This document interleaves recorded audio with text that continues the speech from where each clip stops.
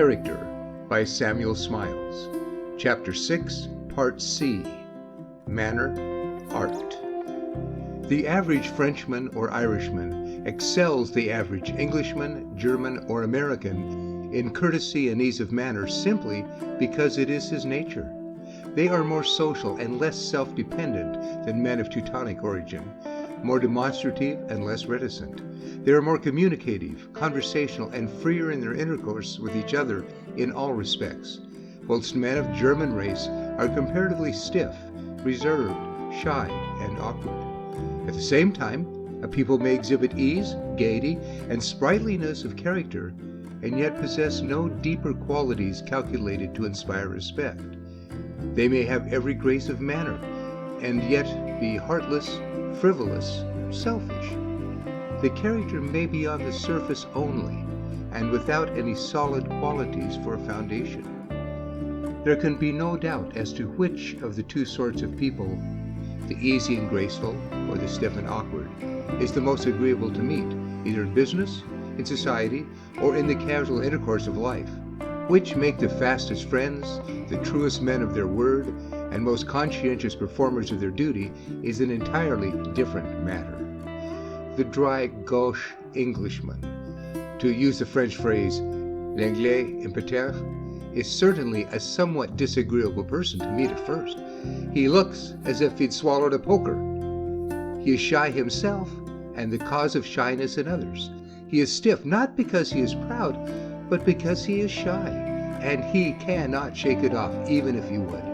Indeed, we should not be surprised to find that even the clever writer who describes the English Philistine in all his enormity of awkward manner and absence of grace, were himself as shy as a bat.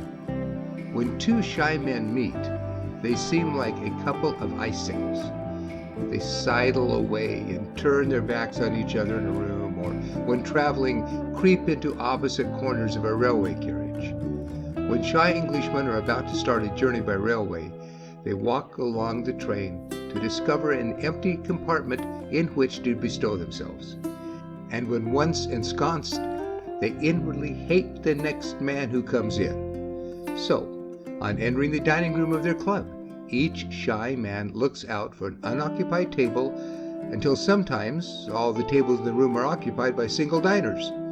All this apparent unsociableness is merely shyness, the national characteristic of the Englishman. Quote, "The disciples of Confucius," observed Mr. Arthur Helps, "say that when in the presence of the prince, his manner displayed respectful uneasiness.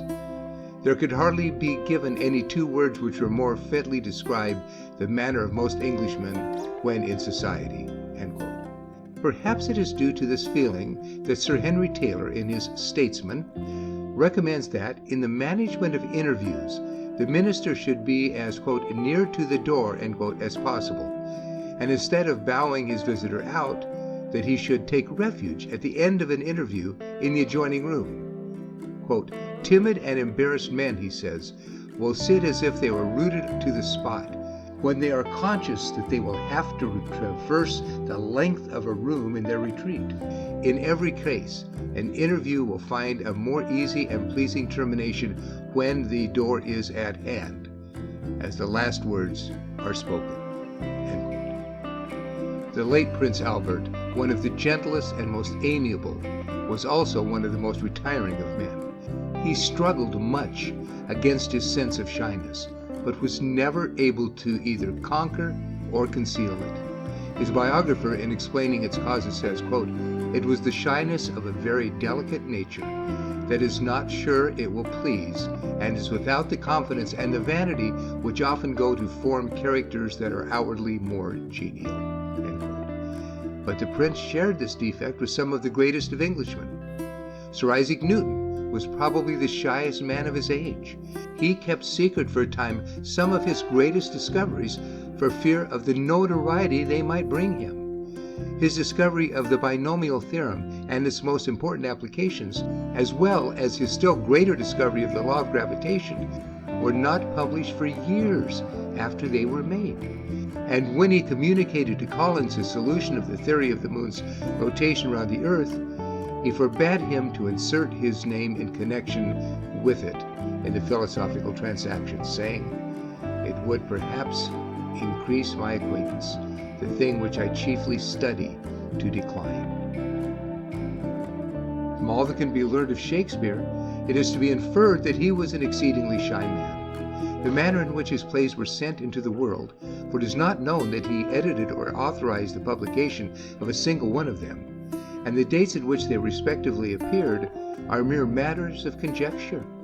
His appearance in his own plays in second and even third-rate parts, his indifference to reputation, and even his apparent aversion to be held in repute by his contemporaries, his disappearance from London, the seat and center of English histrionic art, so soon as he had realized a moderate competency, and his retirement about the age of 40 for the remainder of his days to a life of obscurity in a small town in the Midland counties, all seem to unite in proving the shrinking nature of the man and his unconquerable shyness. It is also probable that besides being shy, and his shyness may, like that of Byron, have been increased by his limp, Shakespeare did not possess in any high degree the gift of hope. It is a remarkable circumstance that whilst the great dramatist has, in the course of his writings, copiously illustrated all other gifts, affections, and virtues, the passages are very rare in which hope is mentioned, and then it is usually in desponding and despairing tone, as when he says, "The miserable hath no other medicine, but only hope." Many of his sonnets breathe the spirit of despair and hopelessness. He laments his lameness, apologizes for his profession as an actor, expresses his fear of trust in himself and his hopeless, perhaps misplaced affection, anticipates a coffined doom, and utters his profoundly pathetic cry for restful death. It might naturally be supposed that Shakespeare's profession of an actor and his repeated appearances in public would speedily overcome his shyness, did such exist. But inborn shyness, when strong, is not so easily conquered. Who would have believed that the late Charles Matthews, who entertained crowded houses night after night, was naturally one of the shyest of men? He would even make long circuits, lame though he was, along the by-lanes of London to avoid recognition. His wife says of him that he looked sheepish and confused if recognized, and that his eyes would fall and his collar would mount if he heard his name even whispered in passing along the streets. Nor would it at first sight have been supposed that Lord Byron was affected with shyness, and yet he was a victim to it. His biographer relating that, while on a visit to Mrs. Pigot in Southwell, when he saw strangers approaching, he would instantly jump out of the window and escape onto the lawn to avoid them.